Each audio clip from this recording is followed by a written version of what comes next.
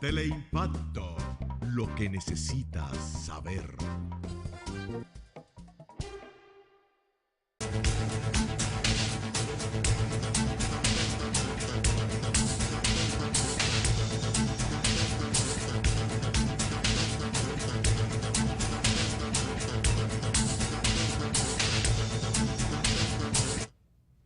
Saludos amigos televidentes, tenemos otra entrega de sondeo hoy con la importante sección de epopeyas y próceres que dirige el general Felipe Paniagua.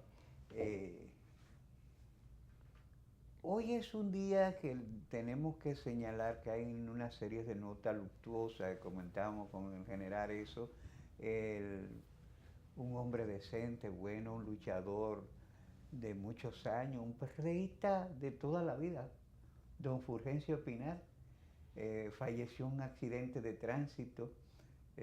Tanto usted como yo compartimos la amistad, una vieja amistad. Sí. Yo desde el 71 era amigo de don Fulgencio y siempre hablábamos mucho y compartíamos muchos puntos de vista. Es una pena que haya partido en las condiciones que lo hizo. No sé si su esposa se ha recuperado, estaba en cuidados intensivos. Ese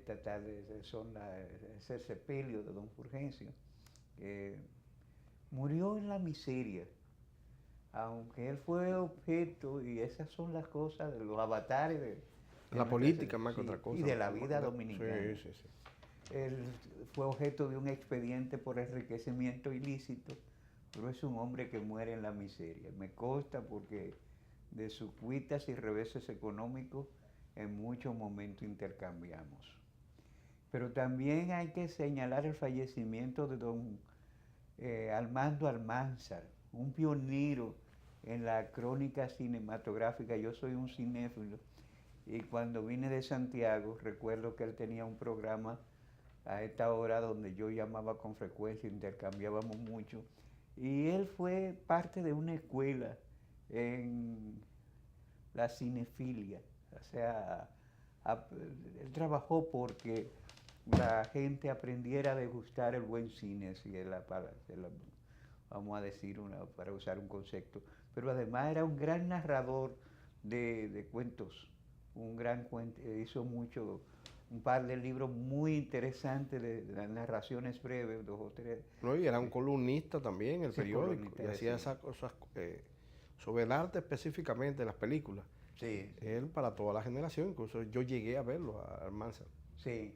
Bueno, de la radio yo recuerdo que pasó a la televisión en un programa de Freddy Bragoico, una película en 2 minutos, era hacer un comentario en 2 minutos.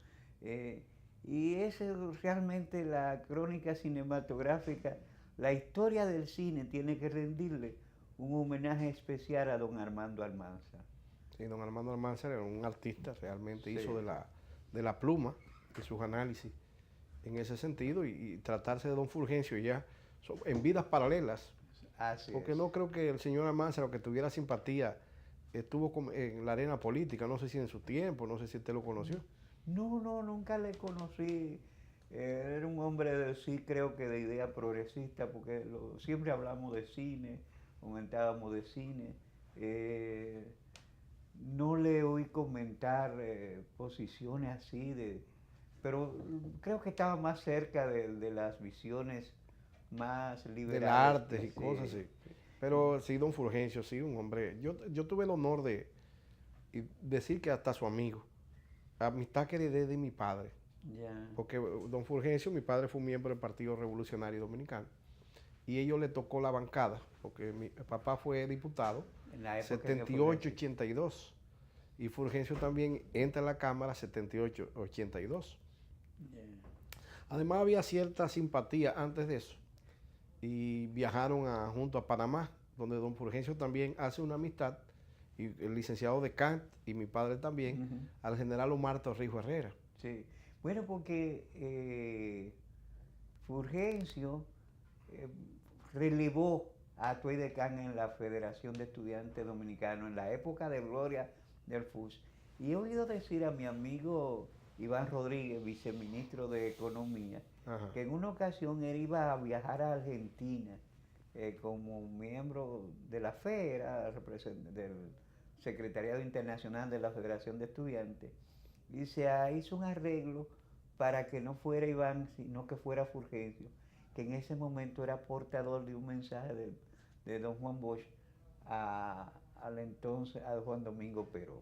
Óigame Sí, usted, sí. al general Perón, Sí, sí, sí. pero a España, porque Perón ya llega me parece, No, creo que sí, a España. a España, Sí, porque sí, el general Perón de aquí, sí, en el mes de marzo, sí. En del los 60, 70 Perón estaba en España. sí, ya llega en el 74, le coge la muerte, es decir, dura 18 años en el exilio y 18 años echa aproximadamente 15 en España. Sí. Ya para esa época, según me contó Atuey, los montoneros habían llevado el cadáver de Evita a España.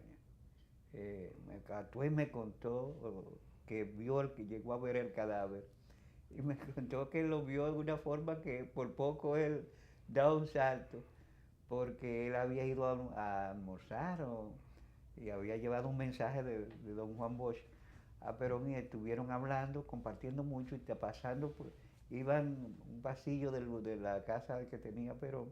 En Puerta de Hierro. Sí, y entonces dice él que se paran en un punto y Perón le dice de la farcía y de las cosas que la política. En un momento le dice, porque esa no mentía. Y él ve que está señalando atrás y cuando él voltea, el féretro estaba detrás de él. O sea que en la casa privada de él, Sí, estaba el féretro. él tenía el féretro de Evita. Sí, que lo llevó Juan Domingo, que lo O llevaron sea los que no se le montoneros. dio Sagrada Sepultura en España. No.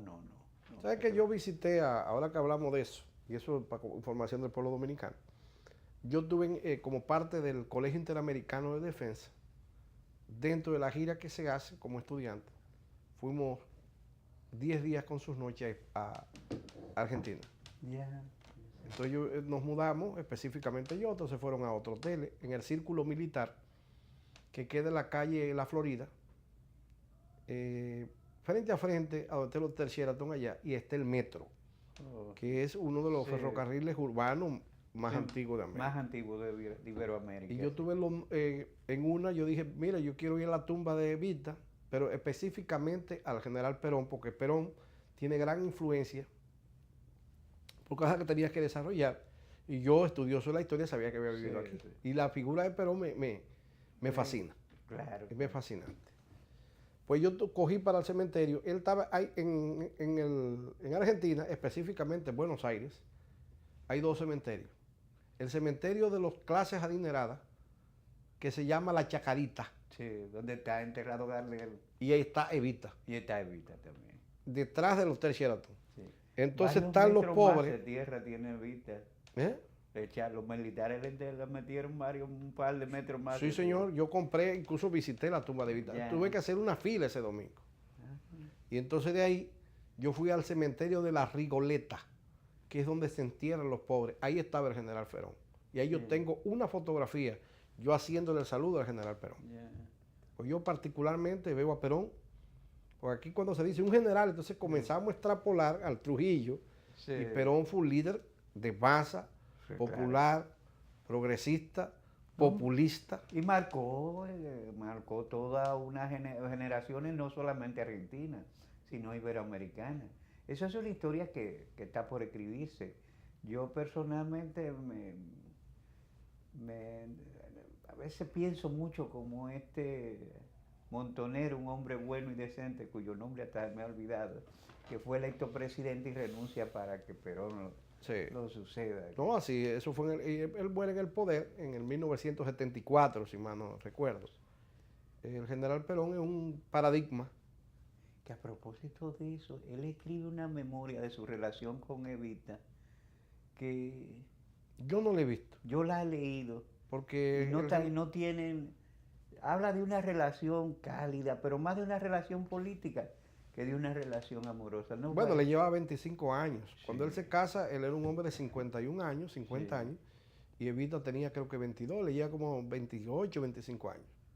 Bueno, Ahora, no, pues, pero sí, puedo decirle, escúcheme, que en una ocasión se le preguntó al general, y yo tengo esa entrevista, general, Eva se pintaba el pelo o era tan rubia, o sea, catira, como ellos dicen. Sí. Y él dice, yo no me acuerdo. Porque él puso hasta un stop mental para borrar el recuerdo de Víctor. Incluso déjeme decirle, mientras estuvieron casados, él dice en esa memoria que se veía un poco porque ella vivía afanando con su proyecto y su fundación. O sea, que a veces él estaba levantándose para ir a la oficina y era que ella llegaba a dormir algunas horas. Ese fue el amuleto de la suerte, el general. Claro, claro. La muerte de Víctor en el año 51 lo debilita enormemente. Y la jerarquía militar, específicamente de la Marina, nunca la aceptó. No. Nunca la aceptó. ¿Usted entonces no fue a la tumba de Gardel? No, bueno, yo no fui a la de Gardel, yo fui a la de Víctor en el cementerio de la Chacarita, que queda detrás del Hotel Sheraton allí. Sí. Pero Gardel está en la Chacarita. No, como que no pensé más en lo político, en el poder. Sí. Y entonces mi abuelo me hablaba del general Perón. Ya. Mi abuelo, el papá de mi mamá. Y eso después podríamos hacer un programa porque el general Perón, mi abuelo lo ve en España en el año 65 cuando lo visita. Y de allá trajo unos papeles y se lo entrega al doctor Balaguer. Se lo entregó el coronel Boguetti. Y el doctor Balaguer en su memoria, aunque no mienta al abuelo, no menciona a mi abuelo, lo que dice, a través de un amigo en común recibí estos documentos y son los reglamentos de lo que se llamó el Partido Acción Social, que después se convierte en el Partido Reformista. Sí. Y el Partido Acción Social, el Partido Reformista todavía, y eso que lo sepa don Quique Antú y los reformistas, de que tuvo que ver la mente de Perón en lo que se llama ni injusticia ni privilegio, que es su logotipo, su lema. Sí, su primer lema, su lema más activo. No, hasta el día de hoy. Sí, ni injusticia ni privilegio, que es el justicialismo. Claro. Esa teoría sociopolítica que el general Juan Domingo Perón entiende que es un intermedio entre el socialismo, entre el fascismo y lo que se llama el capitalismo. Así es. Bueno, general, su sección Epopeyas y Próceres, me dice que julio, de verdad, julio es un mes realmente comenzamos por la independencia norteamericana el 4 de julio hasta montones No, y la independencia de Venezuela. De Venezuela. También el 5 de julio, los Estados Unidos. Y nosotros tenemos algo interesante, que no es un accidente y eso es bueno aplicarlo. El 12 de julio de 1809, porque la batalla del Palo Hincado no es que sacan los franceses, fue un golpe. Pero el día que capitulan los franceses, ante los ingleses, ante un almirante inglés, que también fueron utilizadas las fuerzas nativas, de ahí la figura del general, pero es un 12 de julio de 1809, porque batalla de Palo Hincado se da diciembre de 1808, pero la capitulación oficial de las tropas francesas estacionadas aquí, que ya estaban aquí del 1795, es el 12 de julio de 1809. Mire qué interesante. Y entonces los españoles, el Pacto del Carmelo, el Carmelo donde estaba hoy el Hotel Jaragua.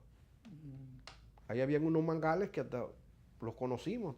Todavía en la década del 80, en el viejo Jaragua, había muchos mangos atrás. Porque yo llegué a hacer servicio ahí de centinela, es decir, cuidar eso cuando el año 85 eso estaba desintegrado y era del Estado. Y eso lo cuidábamos las tropas de los Cacos Negros. Y yo pertenecía, pues, mandaba un oficial, yo era segundo teniente.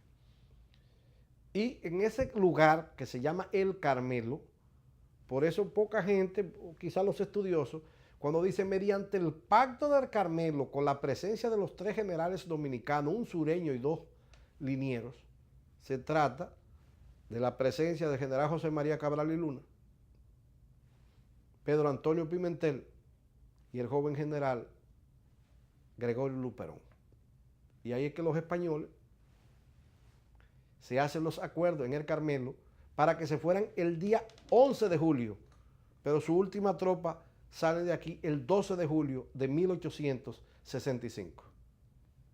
Entonces, no fue un accidente, sino que también se calculó que nuestra tercera república, cuando salen los norteamericanos, también se acuerda para que salgan el mismo día que lo habían hecho los españoles en 1865. Pero mire, general, usted está refiriendo a algo que parte de nuestro descuido ancestral casi.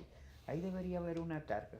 No la hay, porque pocas personas, vuelvo y digo, válgame la redundancia, habría que revisar los viejos mapas para que usted vea que ahí se llamaba El Carmelo, que quedaba camino a San Jerónimo. O sea que no es un accidente que el Hotel San Jerónimo fueron personas, le ponen a eso San Jerónimo.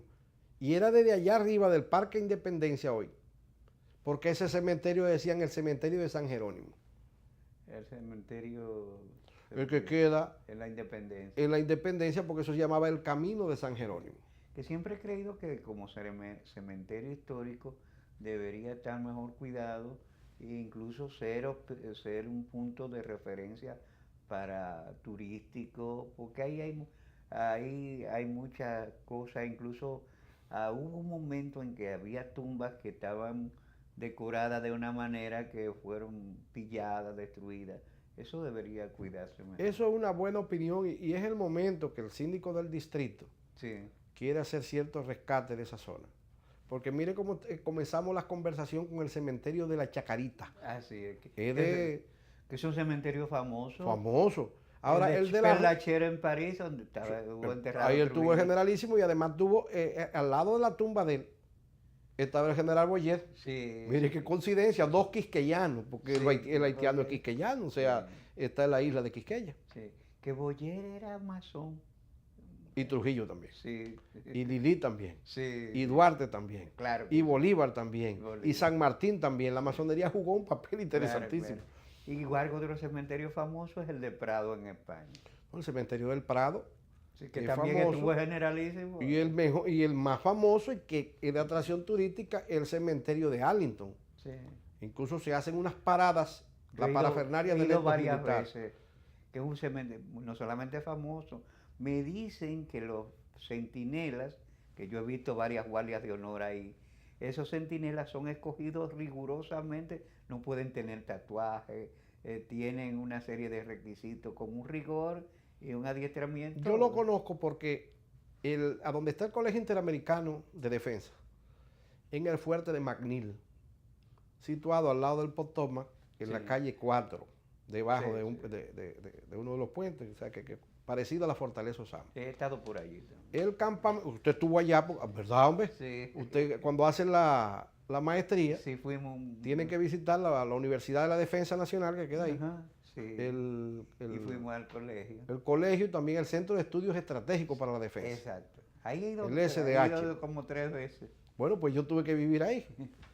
Y entonces, el personal que hace la Guardia de Honor en Arlington pertenece al Batallón de Guardia de Honor del Ejército. Y su asiento, su puesto de comando es en Fuerte de McNeil. Aunque ellos están al lado del Fuerte de Mayor, que incluso yo tuve que ir porque ahí está la división de personal del Ejército. Y yo tenía que ir a presentar credenciales para que me den el ID, o sea, la identificación. Y ahí queda el supermercado, ahí queda la intendencia, donde compraba la ropa y tuve que comprar gorro porque en invierno. Tuve que comprar unos abrigos, o sea que yo iba con frecuencia. Tengo el mal recuerdo, me pusieron dentro del campamento, me pasé que solamente podía estar 20 kilómetros por hora y por tal, me puse como a 40 kilómetros por hora y me pasó la policía militar, me pusieron una multa de $60. Que era mucho. Sí, bastante dinero. O sea, supongo que era modesta la asignación que usted tenía. En ese entonces me pagaban $3,000 más mi sueldo de coronel. Vivía muy limitado. O sea, sí, porque Washington no es tan barato. Muy caro. Vamos a ir a la primera pausa y vamos a iniciar otras reflexiones sobre epopeyas y procesos. Regresamos en breve.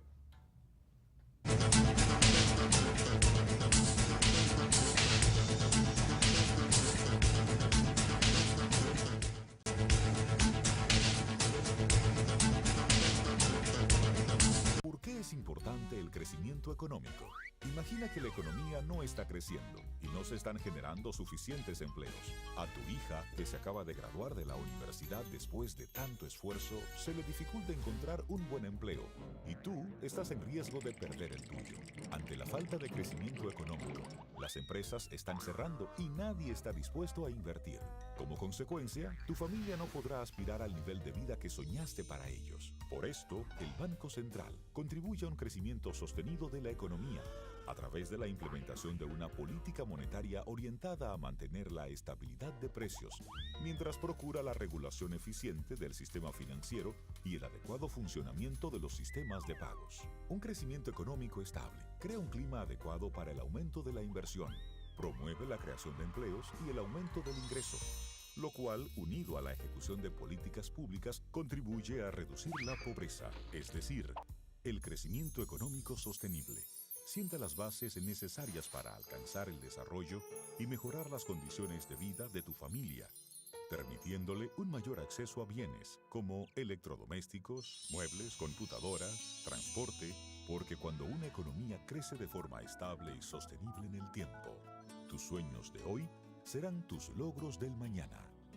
Campaña de Educación Económica y Financiera del Banco Central de la República Dominicana. Por la estabilidad y el crecimiento.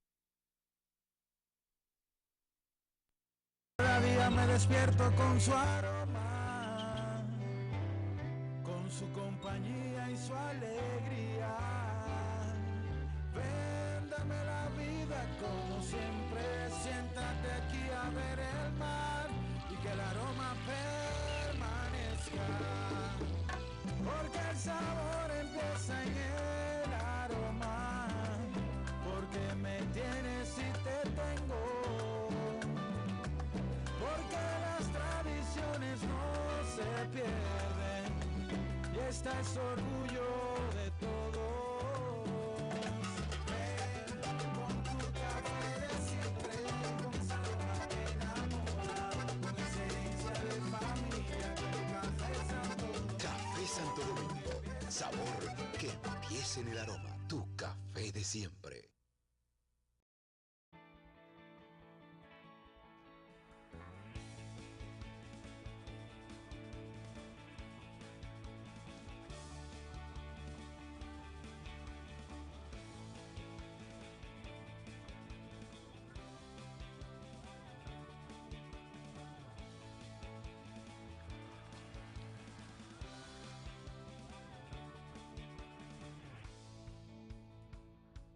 Dale millas a tu vida. Ahora también cambia tus millas para pagar tu tarjeta de crédito y los impuestos de boletos aéreos. Entra a popularenlinea.com y descubre todo lo que puedes hacer con ellas.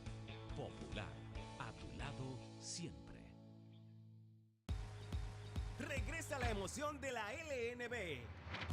Compra tus boletas para los partidos con tus tarjetas de crédito y débito Banreservas y recibirás un 20% de descuento. Banreservas, banco oficial de la LNB. ¿Cuál es tu historia? Yo soy hijo de la agricultura y siento amor por sembrar una mata. Han pasado la vida sembrando habichuelas. Y para sembrar habichuelas hay que pelar las lomas. Todas esas montañas, toda esa loma por ahí, la gente la chapeaba. Pero ahora están motivados a que si se le apoya, en vez de sembrar habichuelas, van a sembrar aguacate y van a sembrar café. Se ha comenzado con un plan piloto, un proyecto de reforestación que llegue a todos. Va a ser el cambio, va a ser la transformación, va a ser la esperanza y la vida de nosotros. En Elías Piña, San Juan y Asua ya están en marcha los proyectos de reforestación del gobierno. En esas provincias se destinarán cerca de 2.500 millones de pesos para recuperar más de 200.000 tareas con árboles frutales y café. Juntos hacemos historia. Gobierno de la República Dominicana, con la gente y para la gente.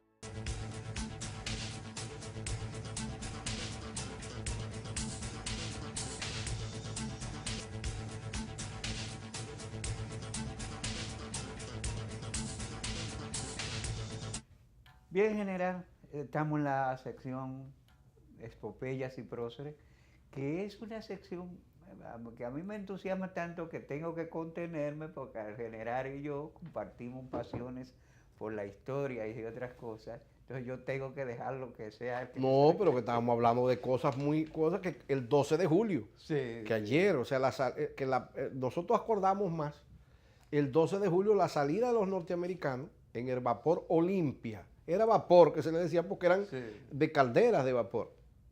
Entonces el último barco, y se hace la parafernalia protocolar ese día, donde se juramenta el general Horacio Vázquez Lajara, se juramenta todo el estamento gubernamental y con una salva de 100 cañonazos, pues se baja la bandera de los Estados Unidos puesta ahí en...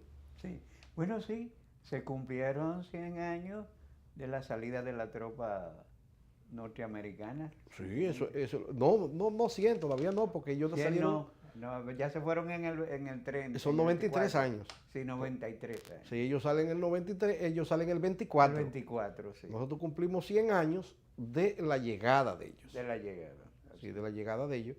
Ahora es muy interesante que el 12 de julio se escogió porque el 12 de julio de 1865 habían salido los españoles. Sí. O sea que no es un accidente, no es, y es en el mes de septiembre, entonces cuando se van en el 66. Que dicho sea de paso, eso lo tratará usted más adelante, quizás la próxima semana. El 26 de julio asesinan, ajustician a Ulises Heró. Ese es un personaje. Sí, eso es otra historia. Porque yo no solamente veo a Ulises Heró como el déspota, no, como el sátrapa. Siempre se le ha marcado a que a Ulises Heró se le ha quitado el mérito de ser general restaurador. Sí, y un general restaurador que ganó sus galones bravíamente. Y eso es... Sí, y que fue herido de muerte, que mucha gente en la batalla del Cibao lo suponía muerto. Eso es ahí el Cibao, en la finca de Ulises Vera hoy. Ajá. Del ex senador Ulises Vera. Sí. Exactamente donde el combate del Cibao y el cerro del Cibao, que hieren a Herox, pero ya eso son las guerras intestinas específicamente, para mantener en el gobierno al presidente constitucional, el arzobispo Fernando Arturo de Meriño. Sí.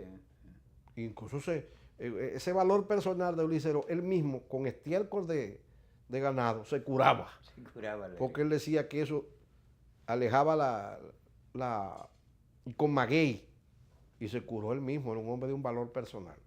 Ahora Lili tenía una inteligencia y un concepto de Estado también, y de la historia. No, fue un gran liberal, incluso Cuba le tiene que agradecer muchísimo a Lili la independencia de Cuba. Lili hace un asunto para la independencia de Cuba que aquí se conoce muy poco. Exacto. Aquí él tuvo la información que Meterio Betance, un puertorriqueño, estaba exiliado de las tropas allá, que eran españolas todavía. Sí. Y él nombró a Meterio Betance como consejero del consulado dominicano en cargo diplomático o vicecónsul en París, para que Meterio Betance tratara de buscar cómo hacerle un atentado al primer ministro del gobierno español, y se hizo con un italiano. Mira, es una historia que debe ser contada. Porque ellos concibieron que el general Valeriano Wheeler, que era un hombre muy cruel, el hombre que hace en América lo que se llama un campo de concentración, terriblemente, dejar morir gente de hambre así.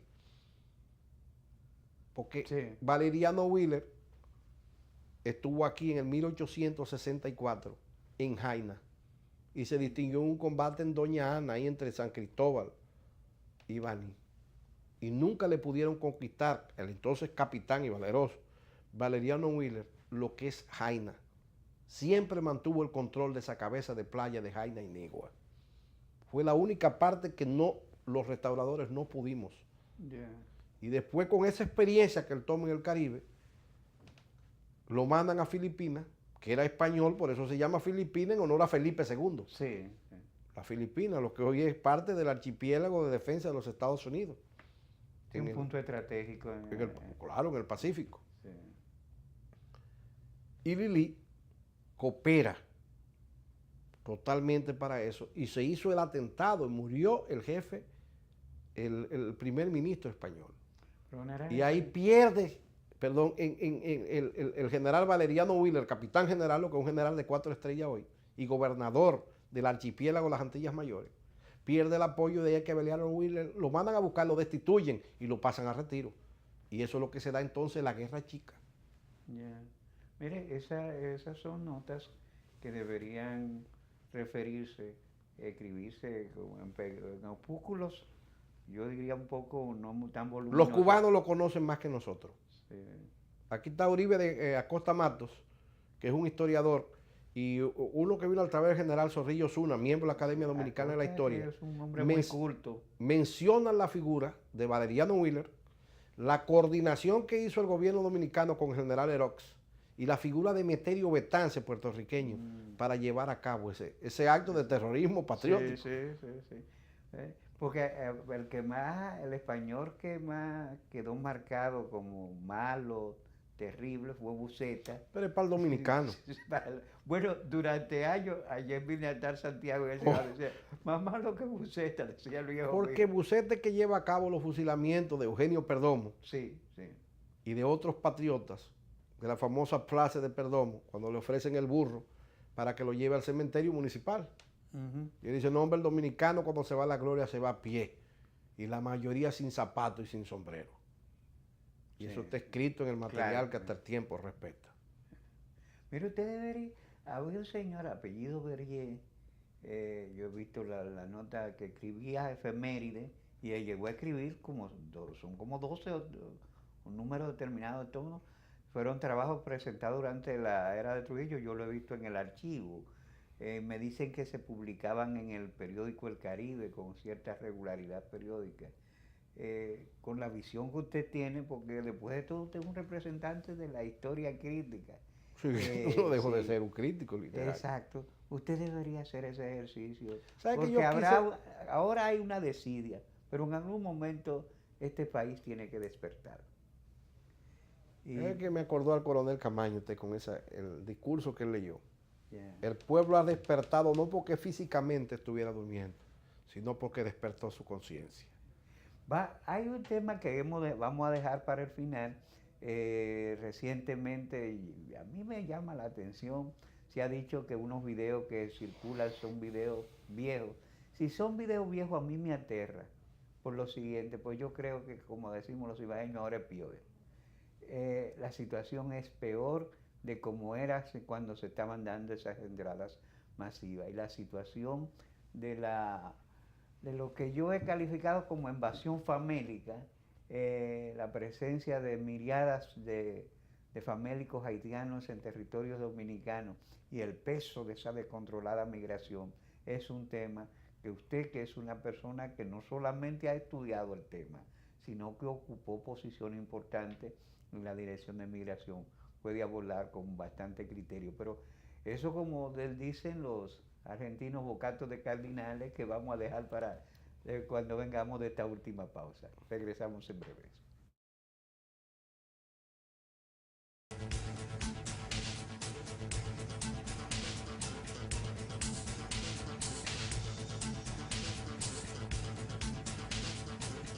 ¿Por qué es importante el crecimiento económico? Imagina que la economía no está creciendo y no se están generando suficientes empleos. A tu hija, que se acaba de graduar de la universidad después de tanto esfuerzo, se le dificulta encontrar un buen empleo y tú estás en riesgo de perder el tuyo. Ante la falta de crecimiento económico, las empresas están cerrando y nadie está dispuesto a invertir. Como consecuencia, tu familia no podrá aspirar al nivel de vida que soñaste para ellos. Por esto, el Banco Central contribuye a un crecimiento sostenido de la economía a través de la implementación de una política monetaria orientada a mantener la estabilidad de precios, mientras procura la regulación eficiente del sistema financiero y el adecuado funcionamiento de los sistemas de pagos. Un crecimiento económico estable crea un clima adecuado para el aumento de la inversión, promueve la creación de empleos y el aumento del ingreso, lo cual, unido a la ejecución de políticas públicas, contribuye a reducir la pobreza, es decir, el crecimiento económico sostenible. Sienta las bases necesarias para alcanzar el desarrollo y mejorar las condiciones de vida de tu familia, permitiéndole un mayor acceso a bienes como electrodomésticos, muebles, computadoras, transporte, Porque cuando una economía crece de forma estable y sostenible en el tiempo, tus sueños de hoy serán tus logros del mañana. Campaña de Educación Económica y Financiera del Banco Central de la República Dominicana. Por la estabilidad y el crecimiento. Cada día me despierto con su aroma, con su compañía y su alegría. Véndame la vida como siempre, siéntate aquí a ver el mar y que el aroma permanezca. Porque el sabor empieza en el aroma, porque me tienes y te tengo. Porque las tradiciones no se pierden y este es orgullo de todos. Ven con tu café de siempre, con sabor que enamora, con esencia de familia, con Café Santo Domingo. Café Santo Domingo, sabor que empieza en el aroma. Tu café de siempre.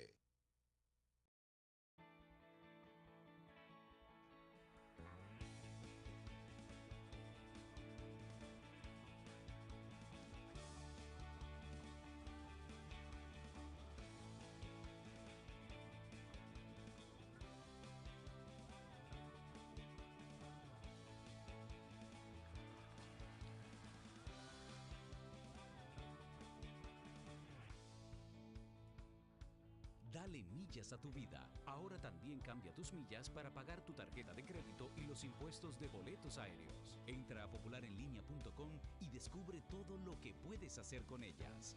Popular, a tu lado siempre. Regresa la emoción de la LNB. Compra tus boletas para los partidos con tus tarjetas de crédito y débito Banreservas y recibirás un 20% de descuento. Banreservas, banco oficial de la LNB. ¿Cuál es tu historia? Yo soy hijo de la agricultura y siento amor por sembrar una mata. Han pasado la vida sembrando habichuelas. Y para sembrar habichuelas hay que pelar las lomas. Todas esas montañas, toda esa loma por ahí, la gente la chapeaba. Pero ahora están motivados a que si se le apoya, en vez de sembrar habichuelas, van a sembrar aguacate y van a sembrar café. Se ha comenzado con un plan piloto, un proyecto de reforestación que llegue a todos. Va a ser el cambio, va a ser la transformación, va a ser la esperanza y la vida de nosotros. En Elías Piña, San Juan y Asua ya están en marcha los proyectos de reforestación del gobierno. En esas provincias se destinarán cerca de 2.500 millones de pesos para recuperar más de 200.000 tareas con árboles frutales y café. Juntos hacemos historia. Gobierno de la República Dominicana, con la gente y para la gente.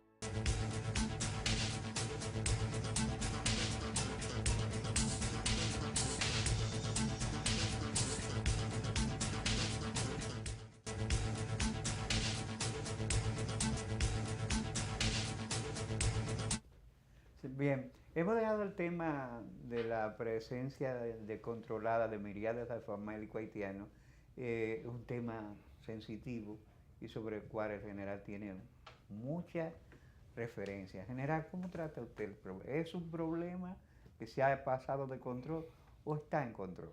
Está a tiempo de controlar, pero está descontrolado. Yeah. Es decir, nosotros como fuerza de seguridad, las Fuerzas Armadas Dominicanas, ni el gobierno central,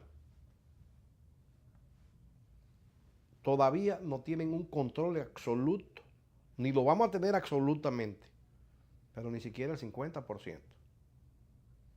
Es decir, esos 390 kilómetros de frontera que nosotros tenemos son totalmente vulnerables.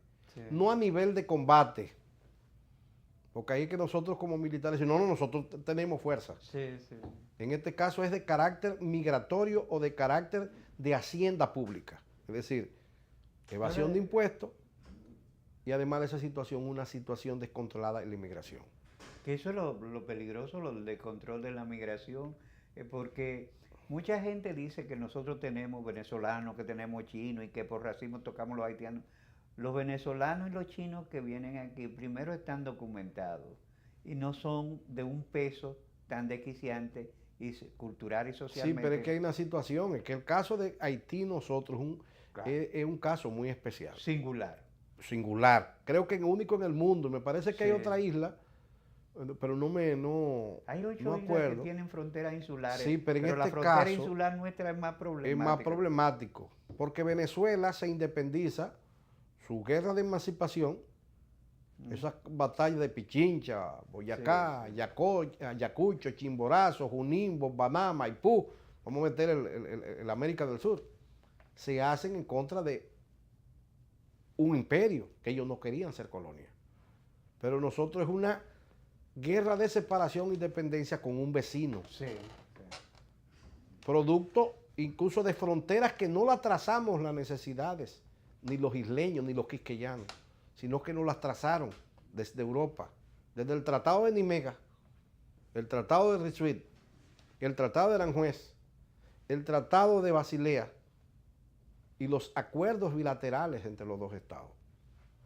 Además, nosotros tuvimos 12 años de guerra, donde se perdieron más de 1.500 personas, que para un país de 200.000 personas, como teníamos nosotros, perder 1.500 personas es un % muy alto. Podría haber redundado con una especie de catástrofe demográfica. Totalmente. Sí. Bueno, que dicho sea de paso, que hay un elemento que los otros días oía yo a unos muchachos, porque el argumento me pareció muy muchacho. Usted sabe que los restauradores, y estamos hablando de Luperón, de Meriño, de Lili, cuando toman el poder el Partido Azul, Luperón va hasta Rusia a buscar campesinos rusos para repoblar el país. Y no es que se trata de una visión racista, eran campesinos, porque campesinos, gente que tuviera la mentalidad de renovar la agricultura, porque resulta que Haití nunca ha tenido campesinos. El proyecto de la familia campesina libre, que lo idea Toussaint cuando proclama la... De 1801. No proclamó la independencia, sino un estado colonial con autonomía. En 1801, sí. Ese proyecto naufraga y de ahí en adelante la agricultura haitiana, los proyectos de un haitiano dedicado a la agricultura fracasó. Es una historia poco contada y escasamente analizada. Entonces, ese haitiano que emigra desde siempre, nunca fue agricultor y tampoco tenía adiestramiento en otras cosas. No se trata del color de la piel solamente. No. Son necesidades, como decimos hoy, de carácter geopolítico y de espacio. Así es. Haití siempre vivió más que la agricultura muy mínima, fue más del comercio. Así es. Y del contrabando, porque está en la ruta de lo que le llamamos el paso de los vientos, que es el paso natural, donde se junta el Caribe y el Atlántico y lleva a Europa, específicamente la costa de España y las costas de Francia, con una mano de obra barata y un comercio seguro, aunque tuvo buenas ventas de azúcar y también de la misma venta de negros. Sí. El caso desde el punto de vista geopolítico, el peso de la migración es enorme. Haitiana en el país. Es enorme. ¿Y qué potencialidades negativas o positivas? Negativas totalmente, porque es un pueblo que no, o nosotros vamos a dominicanizar al haitiano, o el dominicano haitianizarlo, que no puede, porque nosotros tenemos más desarrollo económico y más desarrollo intelectual. Claro. Eso es la situación. Ahora, es una inmigración que es negativa, porque nos está quitando las manos de obra del obrero dominicano, del jornalero dominicano, y entonces nos está creando una crisis de carácter de trabajo. En el orden intelectual es muy poco lo que pueda. Y en la salud, Haití es una amenaza porque tiene grandes enfermedades producto de su atraso social, su atraso económico. O sea que eso es una migración que solamente desfavorece al Estado dominicano. ¿Cómo enfrentarlo? Tiene que tomar medidas muy fuertes. Yo llegué a pensar en dos cosas. O una guerra entre los dos estados. Que ese conflicto es una realidad abierta que ojalá no se llegue a ella, pero es una realidad que está para nosotros hemos estado al pelear en el 1902, o sea, porque nosotros en el 1856 paramos la beligerancia. En 1863 nos une los intereses nacionales. Porque los españoles tan pronto llegan aquí en el 1861, le piden en el 1862 que había que revisar el acuerdo de Aranjuez de 1877. Entonces Haití tenía en poder, que nosotros nunca lo conquistamos por falta de potencia militar, que nunca hemos querido admitirlo. Nosotros nunca ocupamos lo que es el Tratado de Aranjuez. Sí. Lo solicitamos, incluyendo en el manifiesto del 16 de enero de 1844, establecemos como nuestras fronteras legales el Tratado de Aranjuez. Sí. Y ellos apelaban al Tratado de Basilea. Y tuvimos, a lo último cedimos. Ahora, en 1865... Que ahí como una geofagia de los haitianos nosotros cedimos y nunca se nos ha reconocido. No, es que el Estado haitiano nos reconoce como Estado independiente, pero no la frontera. Fue en 1874. En el presidente Domínguez de allá, y aquí el general Eugenio María González, el hombre del Partido Verde, que es una sedición del Partido Azul, un pleito con el Partido Azul. Claro, claro. Entonces, ¿qué sucede? Que ellos nunca nos reconocieron la independencia hasta el 74. En el 65, 1865, como los españoles le exigieron en el 1862 la revisión del Tratado de Aranjuez, los haitianos se ven afectados porque iban a perder a San Miguel de la Atalaya, lo que es la región del Artibonito, Rancho Mateo, la Atalaya, el Artibonito, todo lo que es el espacio, que son 5.200 kilómetros cuadrados, equivalente a 120.000 tareas de tierra, que es la parte más fértil de ellos, que queda frente a Cercadillo, lo que hoy es Pedro Santana. Mire cómo es la cosa. Sí. Entonces hacen una amistad eterna, comercio y navegación, con el general José María Cabral, que es el presidente, y allá el general Jeffrá, porque incluso se le puso un nombre aquí, una calle, General Jeffrá, sí, lo que es la Lincoln hoy. En 1899, con Lili, se juntaron el mes de mayo para juntarse en el mes de agosto, para establecer la frontera. Y a Lili lo matan el 26 de julio, o sea que se quedó él y el presidente San.